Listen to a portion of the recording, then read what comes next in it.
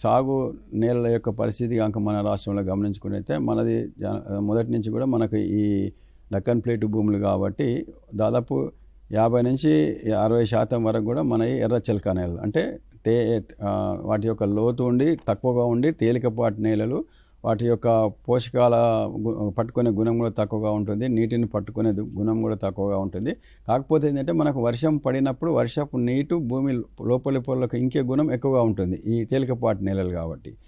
అయితే మనం గమనించవలసింది ఏంటంటే ఇలా తేలికపాటి నేలల్లో మనము వర్షం పడకపోతే కొద్ది తుంపర్ లాంటి వర్షం వచ్చినప్పుడు మనకు సాగు చేయాలంటే చాలా కష్టం, ఎందుకంటే భూమిలో తేమ నిలుపుకునేది తక్కువ ఉంటుంది.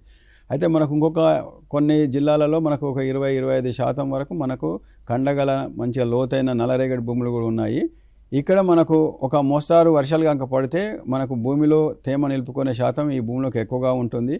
కాకపోతే ఇక్కడ ఒక సమస్య ఏంటంటే మనకు వర్షం యొక్క ఉరవడి ఎక్కువ ఉండి తక్కువ కాలంలో ఎక్కువగా కురిసినట్టయితే ఈ నీటిలోకి ఇంకే శాతం ఈ భూములలో తక్కువగా ఉంటుంది. కాబట్టి మనకు ఇప్పుడు మనం గత 2-3 సంవత్సరాలు చూసే ఉంటాము, ఒకటే రాత్రి మనకు 90-100 మిల్లీమీటర్ల వర్షపాతం కురిసినప్పుడు ఇలాంటి భూములలో మనకు నీరు నిలబడి ముఖ్యంగా మనకు మొక్కజొన్న, పత్తి, మన వరి పంట కూడా మునిగిన సందర్భాలు కూడా మనం చూసాం. ఎందుకంటే అంత వర్షపాతం భూమిలోనికి అతి స్వల్పకాలంలో ఇంకే స్వభావం ఈ భూములకు లేదు కాబట్టి అది ఒక సమస్య మనకు.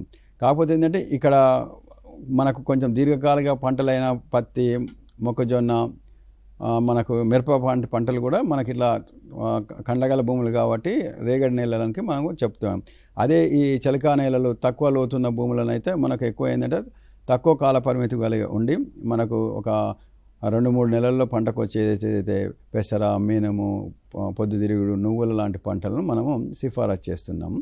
అయితే ఇంకా ఈ 2 ఎర్రరేగడి నేలలు, నల్లరేగడి నేల కాకుండా మనకు కొద్ది మొత్తంలో ఒక 5-6% మన రాష్ట్రంలో ఏదైతే ఈ నదీ పరివాహక ప్రాంతాలు ఉంటాయో, ముఖ్యంగా మనకు గోదావరి నదీ పరివాహక ప్రాంతం, కృష్ణా నదీ పరివాహక ప్రాంతంలో ఈ వరద వచ్చినప్పుడు వరదతో పాటు ఒండ్రోజు చేరుతుంది కాబట్టి ఇవి మంచి భూములు. ఇక్కడ ఎక్కువ మనకు మంచి వాణిజ్య పంటలైనటువంటి చెరుకు కానీ, అరటి కానీ, వరి కూడా ఇక్కడ వేసుకోవచ్చు.